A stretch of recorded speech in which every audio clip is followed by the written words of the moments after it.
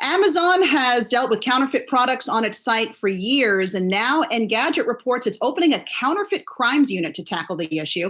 Our tech editor, Dan Howley, joining us now. What do we know about this unit? Sounds very FBI-ish. Yeah, it's going to be made up of different individuals from different law enforcement organizations that are going to have free reign to basically go through Amazon data to find counterfeiters on the site and then basically hold them to account for selling goods that counterfeit existing real world goods. So this is a problem that Amazon has had to face for some time now. You'll remember Nike famously pulled their shoes from Amazon entirely, partially because of issues with counterfeit goods. So it's going to be interesting to see how well this unit functions, if they're actually able to stop a significant number of counterfeiters, and then what they eventually do to those counterfeiters once they're brought to justice, whether or not they'll then just start up a new service on Amazon and begin selling counterfeits. Again, so it's something that they're able to do since it's so easy to sell goods on Amazon as it is.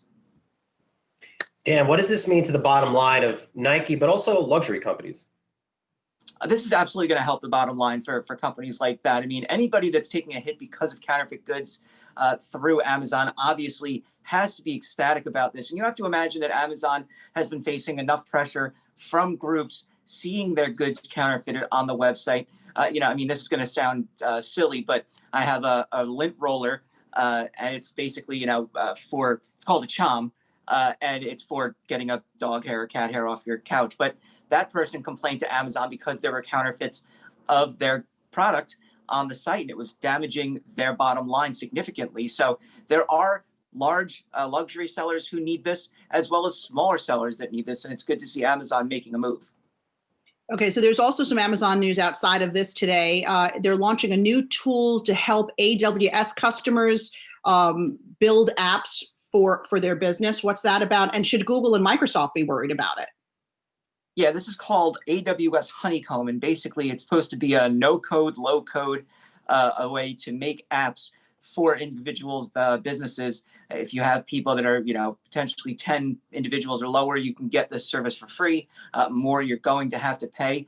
And essentially what it does is allow people to build apps that they need if they don't have the technical skills or the ability to hire people with the technical skills to build out full apps. Now, these aren't going to be, incredible apps that you would download in the Apple App Store or anything along those lines. They're supposed to be more or less just functional apps that can get you by in what you need to do in a business. And this really, I think, speaks to Amazon's ability to pull in customers that they might not otherwise have had access to originally. This is going to be a move where, these individuals may not have needed to use a service like AWS because they're smaller.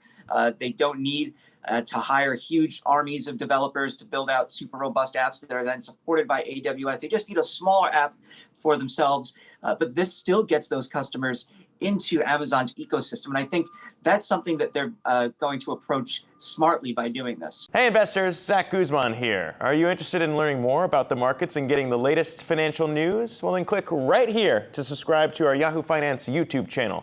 Get the latest up-to-the-minute market analysis, big interviews in the world of finance, and information on how to manage your money every day wherever you are.